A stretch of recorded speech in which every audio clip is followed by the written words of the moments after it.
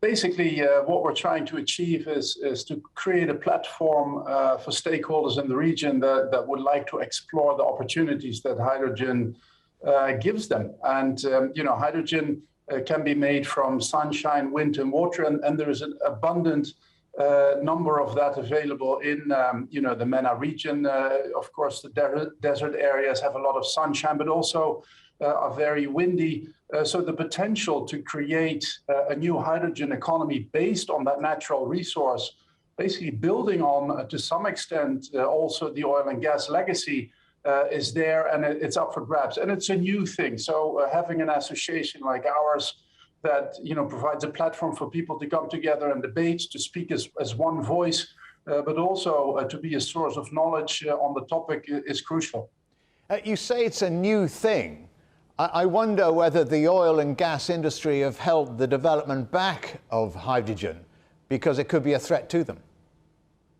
Well, it's perhaps a threat, but it's more an opportunity. And what we're seeing right now, there's a number of drivers for the development of the hydrogen economy. It's, of course, countries that now import hydrocarbons, and they have the opportunity to replace them with hydrogen made within their own borders. But also for the traditional exporters of hydrocarbons, I mean, they're actually blessed to some extent with hydrocarbons, but also with the same natural resources that the other countries have: abundant, low-cost land, great renewable resource.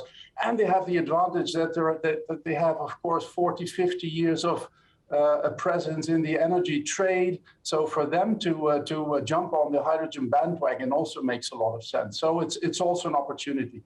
How can hydrogen contribute to the decarbonization of end users in the various sectors? Well, hydrogen is a key element.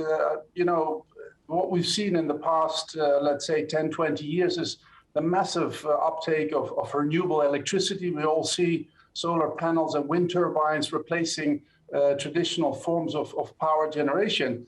But the reality is that electricity is currently 20% of final energy, and 80% are molecules. That's coal for power generation, it's diesel for driving, it's natural gas for heating homes.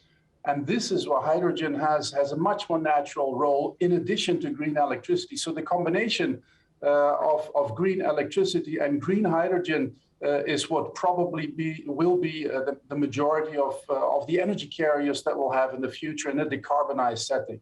So what will make, do you think, the biggest difference that will enable hydrogen technology to become perhaps more viable? Well, as you already mentioned, it is a technology. So all of these things, whether it's a solar panel or wind turbine, basically you tap into a natural resource that is sustainable. It's wind, it's solar, it's to some extent hydro. And then if you add an electrolyzer, it's another piece of technology that then converts water into hydrogen and oxygen.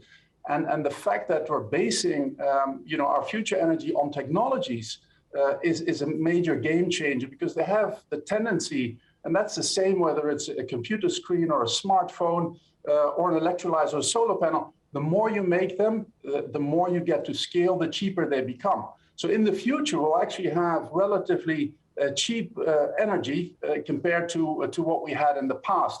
And those are some of the elements that, of course, we have to work on crossing and closing a cost gap that is still there. But in the future, it will be actually really cost efficient. What industry, if there is a single industry, do you think will be the biggest driver for a widespread hydrogen economy?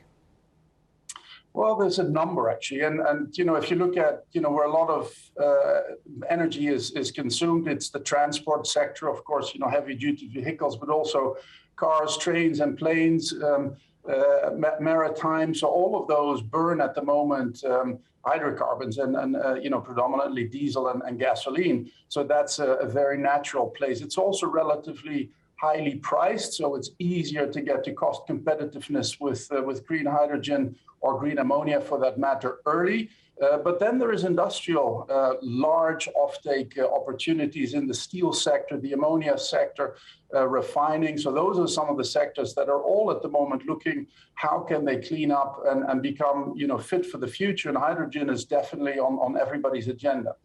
I wonder, Frank, whether the time has come for hydrogen. Has it finally arrived in the imagination and perhaps soon to arrive in the balance sheets? But there's no doubt. There's absolutely no doubt. I mean, hydrogen has gone through a number of cycles, and perhaps there was a little bit too much enthusiasm, let's say 15 years ago. But currently, what we're seeing is a number of things that come together. First of all, there's an urgent need to decarbonize our economy. So there is, evidence of climate chaos is growing. People are aware of that. The global population wants leadership to move.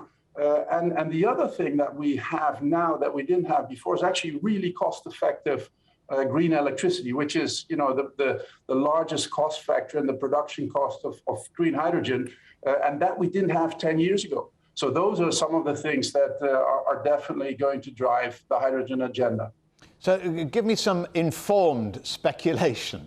You know better than most of looking ahead. If green hydrogen is going to become the widely used fuel of the future, how soon could that happen?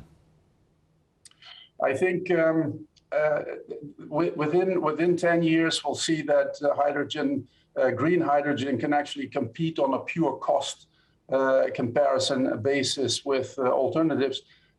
So within 10 years, it's going to be on a path to replace other forms of energy carriers in a very, very rapid way. And one of the things that I believe, and if I look at the technology, the way you make it, the way scale up will have an amplifying effect, we will see exponential growth. And that is something that we've seen with photovoltaics.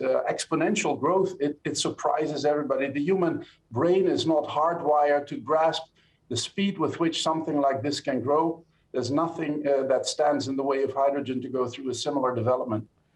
Frank Wouters, many thanks to you for talking to us here on The Agenda. You're welcome.